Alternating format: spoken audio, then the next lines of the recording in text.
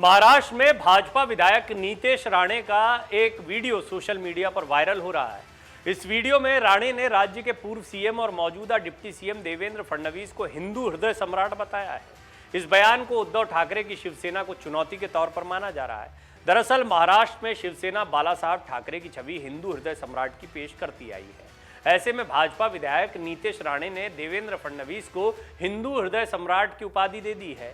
Video में Rane police को भी चेतावनी देते दिख रहे हैं। उन्होंने कहा कि अगर पुलिस ने हिंदुओं को टेढ़ी नजर से देखा तो फिर आंखें जगह पर नहीं रहेंगी। राणे ने कहा कि इस वक्त महाराष्ट्र में एकनाथ शिंदे की सरकार है, उद्धव ठाकरे की सरकार नहीं है।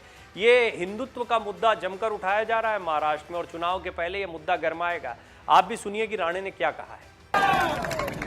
आज महाराष्ट्रामध्ये हिंदुत्ववादी सरकार आहे। महाराष्ट्राचे मुख्यमंत्री कडवट हिंदुत्ववादी एकनाथ शिंदे साहेब आहेत आणि हिंदू हृदय सम्राट उपमुख्यमंत्री म्हणून आमचे देवेंद्र फडणवीस साहेब आहेत। हे अधिकाऱ्यांनी लक्षात ठेवावं। तो आपने सुना, राणे ने कहा कि महाराष्ट्र का मुख्यमंत्री अब उद्धव ठाकरे नहीं है। आज यहाँ हिंदुत्ववादी सरकार है। यहाँ के सीएम कट्टर हिंदू हृदय एकनाथ शिंदे हैं और हिंदू हृदय सम्राट देवेंद्र फडणवीस उप मुख्यमंत्री हैं। आपको बता दें, शिवसेना में दो फाड़ होने के बाद से एकनाथ शिंदे और उद्धव ठाकरे खेमा खुद को हिंदुत्ववादी होने का दम भर रहा है। दोनों की तरफ से असली शिवसेना होने का दावा किया जा रहा है। वहीं शिंदे खेमे का कहना है कि बाला साहब ठाकरे के विचारों पर सही तरीके से एकनाथ शिंदे और उनके बागी शिवसेना विधायक ही चल रहे हैं। नीतेश राणे केंद्रीय मंत्री नारायण राणे के बेटे हैं। पूर्व शिव सैनिक नारायण राणे ने 2005 में शिवसेना छोड़ दी थी और उस समय कांग्रेस का दामन थाम लिया था। वो महाराष्ट्र के उद्योग और राजस्व मंत्री भी रहे। हालांकि 2017 में कांग्रेस से भी उनका मोह भंग हो गया और इसी साल उन्होंने नया राजनीतिक दल महाराष्ट्र स्वाभिमान पक्ष बनाया, लेकिन 2018 में वो भारतीय जनता पार्टी में शामिल हो गए। नारायण राणे की महाराष्ट्र में दमदार छवि के चलते भाजपा उन्हें कोंकण से एक मजबूत मराठा नेता के तौर पर देखती है। मोदी सरकार में वो केंद्रीय मंत्री हैं। वहीं उनके बेटे नीतेश राणे महाराष्ट्र की कणकवली विधानसभा से विधायक हैं। लव जिहाद के चलते पिछले कुछ सालों में श्रीरामपुर में लड़कियों के लापता होने के मामले बढ़े। बीजेपी और नीतेश राणे इस पूरे आंदोलन में सामने दिखाई दिए। आदिवासी युवकों के धर्म परिवर्तन और अपहरण की घटनाएं भी बढ़ी। इसके विरोध में भी मार्च निकाला गया। नीतेश राणे ने इस मौके पर सभी हिंदुओं से एक साथ आने की अपील की। अपहरण के मामले में पुलिस अधिकारी जानकारी देने को तैयार नहीं है। लगता है कि उनमें से ज्यादातर ये भूल गए हैं कि इस राज्य के अल्पसंख्यक मंत्री अब नवाब मलिक नहीं रहे और नगर जिले के संरक्षक मंत्री अब हसन मुशारिफ नहीं रहे। इस तरह के कमेंट, इस तरह के बयान नीतेश राणे देते हैं। राणे ने पुलिस को चुनौती दी है। इस मौके पर उन्होंने ये भी याद दिलाया कि राज्य में हिंदुत्व की सरकार है और इसके बाद में इस मामले की कार्रवाई और जांच शुरू की जाएगी। यानी कई ऐसे मुद्दे उठाए जा रहे हैं। आपने याकूब मेमन का मुद्दा देखा या ये मुद्दा देखा है।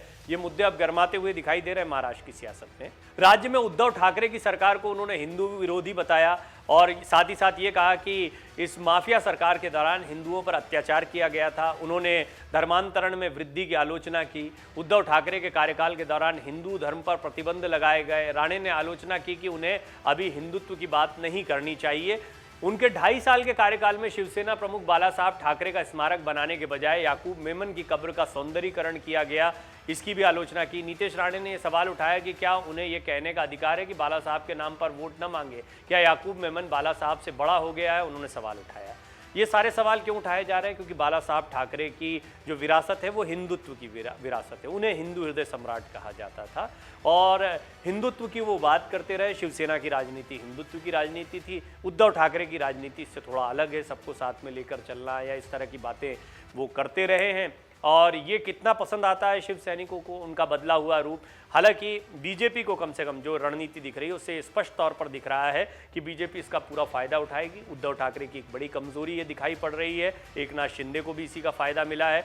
नीतेश राणे ने अब इस मुद्दे को अपनी तरफ खींचा है। राज ठाकरे इस तरह का मुद्दा उठा चुके हैं। तो कुल मिलाकर अब उद्धव ठाकरे को हिंदुत्व के मुद्दे पर घेरा जा रहा है और नीतेश राणे नया नाम है जो उन्हें इन बयानों के जरिए घेरते दिखाई दिए।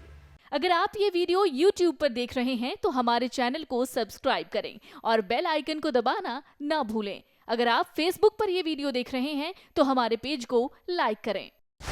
डाउनलोड करें अमर उजाला ऐप और पाएं खबरें लगातार।